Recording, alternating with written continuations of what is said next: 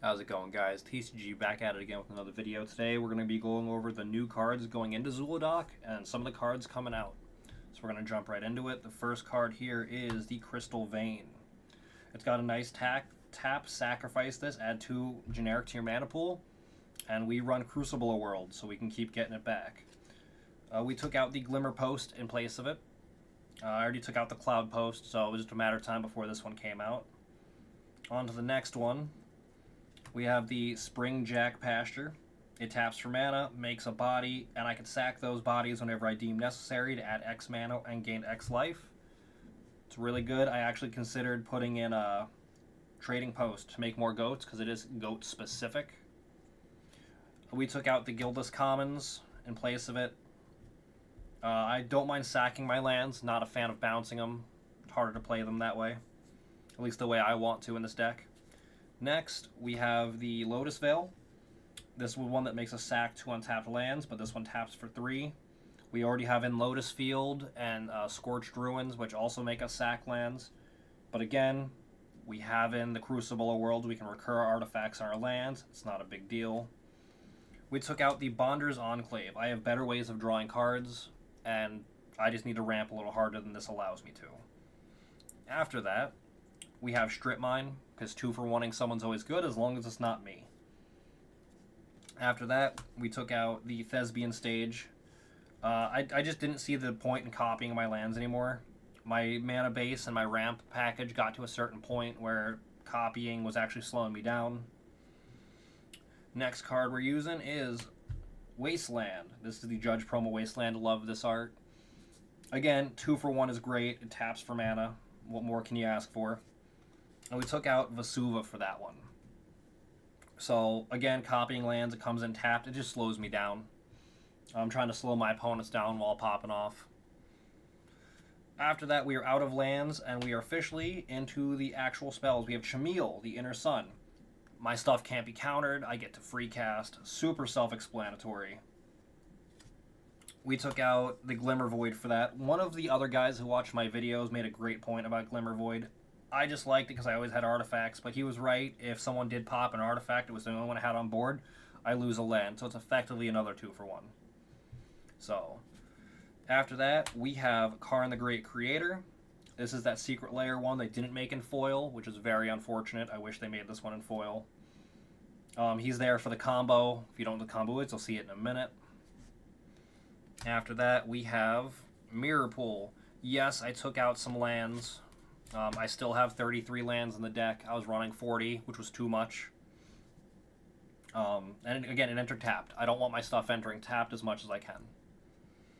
Our next card is the combo piece. Mycosynth Lattice.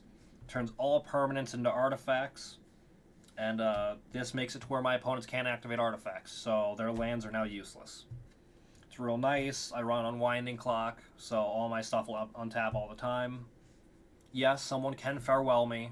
I've resigned myself to that fate if it ever happens. It hasn't yet, but if it does, it is what it is. We put in Mycosynth Lattice and took out Unstable Obelisk. A pop for 7, it just feels bad. I have better removal for that amount, if not less. You'll actually see one of them coming up, which also will trigger my Cascade. Our next card is Sword of Feast and Famine, because what's better than using my lands once? That's right, it's using them twice. And coming out for that is going to be the Erratic Portal. Currently, it is still in the deck. We're waiting on 2 cards to come in the mail, that being the Wandering Throne, or Walking Throne, whichever it is, the new one, and Darksteel Forge. Those have been jumping in the mail for about a week now, or if not 2 weeks. So this was just used to bounce my Eldrazi's back to my hand and recast them. Seemed a little pointless at some points, just bullying at that point. It's not what I'm here to do. I'm here to win, get dubs. Our next card is Helm of the Host, because you know what's better than cascading twice? It's cascading 4 times. Alright, that's the point here. We want to cascade, then cascade again, then cascade 15 more times. If we have that wandering or walking throne, whatever it is, we cascade thrice times, which actually becomes 6. So, you know, there's that. We took out Calamity of the Titans for this, because it exiles my stuff too. And I like exiling and destroying your stuff. I hate my stuff getting that treatment. Next card. we have our Commander's Plate because we love having protection on our stuff and our opponents not having as much. Right? It's great for us, bad for them. We took out the Urza's Incubator. I already have some cost reductors in here. This one just seemed redundant, so it had to go. After that, we have that 7-drop I was talking about. This is our Scour from Existence. Pop a thing, put it into exile, get 2 Cascades or more. It's really good. We took out the Palladium Mirror for this. Actually, to be honest, we took out a Phyrexian Triniform for it, but this was the next card in the stack, so we're just going to go with that. So Palladium Mirror, Phyrexian Triniform, and the Golden Throne are the next 3 coming out. We're going basically a 1-for-1 on it. Darksteel Forge, and the Throne, and like I said, almost a 1-for-1. That's coming out for the Scour from Existence. So that's going to be the updated deck list. I have 1 or 2 more cards that can make a cut, but I don't know yet. Keep an ear out and an eye out for the video dropping either December 23rd or the 25th. It is a Christmas-related video. I hope you guys enjoy and have a great holiday. Peace.